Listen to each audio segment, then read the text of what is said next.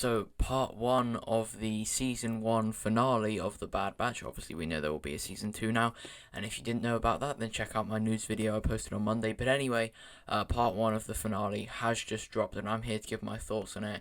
And right before we get into it, I just do want to say, straight off the bat, I thoroughly enjoyed it. But let's go.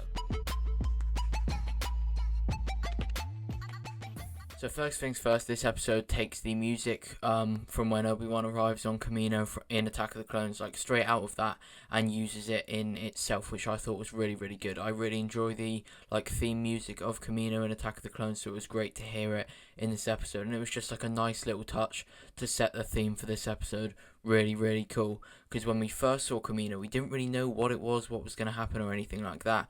And that was the same kind of theme for this episode. We didn't know where it was going to take us, so it was a great way to start off. Omega shows how smart she really is and how much she knows about Kamino in this episode. Like, she shows stuff we've never heard of before, and she takes the Bad Batch to Nala Se's personal laboratory, which I thought was really, really cool. Obviously, where the mutations of Clone Force 99 and herself were enhanced, which I thought was really cool. The early development Dark Troopers kind of thing, at least it looked like that, were made in this lab, or at least kept in this lab, probably edited by herself, Nala Se. So yeah, I thoroughly enjoyed seeing that. Obviously, we got AZ back as well, so this episode was great from the get-go.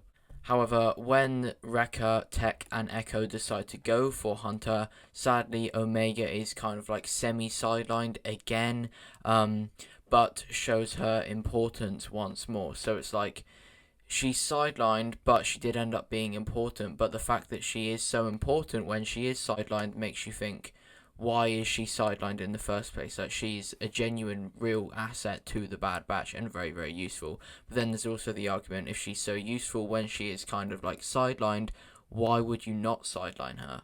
If it ain't broke, don't fix it kind of thing. We see Crosshair is with Hunter, and Hunter tries multiple times to try and snap Crosshair out of what he's doing, blaming all of his actions on the inhibitor chip in Crosshair's head, but no, it doesn't really work. But it just shows Hunter's intentions are to have Crosshair be good again. He doesn't want Crosshair to be his enemy. He wants him to join back with the Bad Batch, and, well, so do we all, don't we? Now, Crosshair starts his plan. He takes Hunter to the training room on Kamino, and he kind of outsmarts Tech, because Tech goes through the elevator rather than the main entrance, because he thinks Crosshair would expect them to go through the main entrance.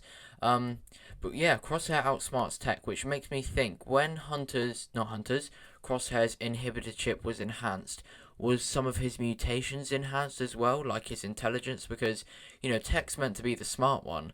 How is he getting outsmarted? I understand they're at the disadvantage because they don't know for certain that it's not actually Hunter setting off the beacon and it was Crosshair. Obviously they expected it, but they didn't know for certain. They also were trying to sneak into Crosshair's facility that he knows his way around more than them, and basically they're at the disadvantage because they're coming to him. He's waiting for them to come to him. Crosshair's waiting for Tech and that to go to him, but he still outsmarts Tech. Now, because he manages to do this, Wrecker, Tech, and Echo are captured very, very easily with Hunter, and they give the signal to Omega that it's gone south, but she disobeys orders to go and call Rex, which I think we will see him in the next episode because of this, and she activates the semi-dark troopers in Nala Se's lab to rise up to the training facility, which was directly above it, and kind of save the day. But before this happens, Crosshair is talking to the Bad Batch, offering them a second chance and wanting them to join the Empire. Now, his troops are ordered to stand down, and they do not follow this order, so Crosshair deals with them just like the B-1 battle droids in Season 7 of the Clone Wars. Now, this for me shows that Crosshair really doesn't want to kill the Bad Batch. He wants them to be allies, but it's just his allegiance is to the Empire still, rather than his brothers. Now, like I said, Omega activates these droids. When they rise up, we get an incredible fight scene, much like what we saw in episode 1 of The Bad Batch, when they're all fighting together in the training room, which was actually the last time we saw Crosshair fight with the Bad Batch, I believe. So it was great to see this, and hopefully we get to see some more of Crosshair teaming up with the Bad Batch, but I'll speak about that a little bit more in a couple of minutes. Once the fight is done, they do attempt to redeem Crosshair again, as obviously they now have the upper hand, as all of Crosshair's troopers have been eliminated and all the droids have been eliminated, so it's the whole Bad Batch pointing guns at Crosshair. And they try and convince him that everything Crosshair has done has been down to his inhibitor chip and it's not really him. But Crosshair says how he had his chip taken out a long time ago. Now, a long time ago was when Crosshair's chip was enhanced, so what I 100% believe is that when his chip was enhanced, he was told that it was removed. So everything he's done has been down to his chip, but he doesn't believe it to be so, because he does actually hold his head in pain just before they start speaking to him, meaning that I think the chip is still there and it's hurting. Now, they kind of have a little face-off, Hunter and Crosshair, and Hunter shoots first and he stuns him and orders Wrecker to pick him back up, meaning that they are going to try and, probably investigate whether the chip is actually there, I think, because I don't know if Hunter truly believes that his chip has been removed. He did examine the side of his head, and it does look like something's been in his head, but that might have been part of the process to enhance the chip. So yeah, I do think they're going to, examine with Tech's scanner that he was building ages ago, to see if the chip is still in there. Now, just before this, Tarkin orders Rampart, who is in an Imperial Star Destroyer, to fire when ready. Obviously, a line Tarkin has said before, so I thought it was really cool that he repeated it.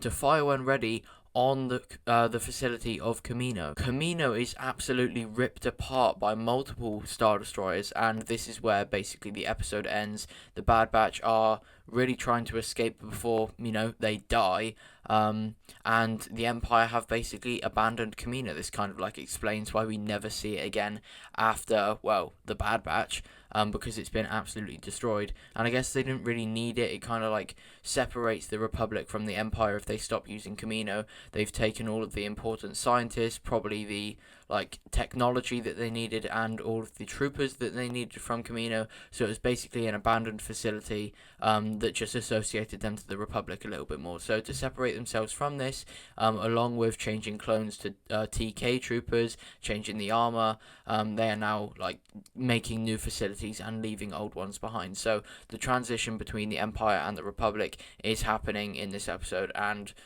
probably stronger than ever. So like I said, this is where the episode ends. A big cliffhanger, because the Bad Batch need to escape. Now, what I think is likely to happen, maybe Rex comes and saves the day, because unless there's an escape pod, I don't really see how else they can escape. Maybe there is one, but then at the same time, they still do need their ship. So maybe they take one of the escape pods, or one of the pods like Fives took in his arc in the Clone Wars, across the ocean, and they take it to their ship. But yeah, I'm not really too sure, because what's going to happen once they escape off Kamino? I assume they're going to escape within the first 10 minutes of next episode, so what's going to happen in the rest of it, because I expect next episode to be a longer one, 40 minutes plus. So I'm really not sure what's going to happen. Obviously there's going to be a lot of Crosshair stuff, but again, it's not like he's going to be of much trouble to them. They have a whole their whole of the Bad Batch versus him, and he doesn't have any weapons on him, because they'd be taken off him. So I think they'll be able to sort him out relatively quickly. So I really don't know what's going to happen in this final episode, but I'm so excited for it, because this episode was incredibly good in my opinion. My favourite since either the Fennec Shand versus Cad Bane episode or episode 1, because I don't know which one I prefer out of those two, but it's definitely a top 3 episode, and I think that next episode will replace one of those episodes in my top 3 to become in the top 3 basically. So yeah, let me know your thoughts on this episode of The Bad Batch. I haven't really watched or seen any content people have made about this episode of The Bad Batch, so I don't know if anyone else thinks it's as good as I do, but I certainly loved it. So yeah, I guess that's all. Thank you for watching. Like I said, let me know your thoughts on episode 15 of The Bad Batch. What do you expect to happen in episode 16? And do you expect it to be a long one? Let me know what you thought about this video. Please do leave a like if you did enjoy. Thank you so much for 8.7k subscribers, edging closer to that 10k mark, which is just so crazy. I'll probably do a 10k special, to be honest. I don't know what it would be. Maybe leave some suggestions. But yeah, thank you for watching, and in a bit. Now, if you've made it past half the outro again, I have a Twitch account. I've said it multiple times, so that's basically what I'm going to be plugging here. It's called Master_2187. You can find it in my description. I'm streaming Star Wars games on Twitch and YouTube, but the way that I stream like basically the way that I stream, the streams will be on Twitch and YouTube simultaneously, and the higher quality one will be the Twitch one. That's just how it works. And when I stream anything non-Star Wars, it will be on Twitch and Twitch only. So look out for some live streams on this channel, but also some ones on my Twitch. I need to get to 50 followers to become a Twitch affiliate. I'm on 32, so if you could go and follow, that would be much appreciated. But yeah, thank you for watching. Goodbye.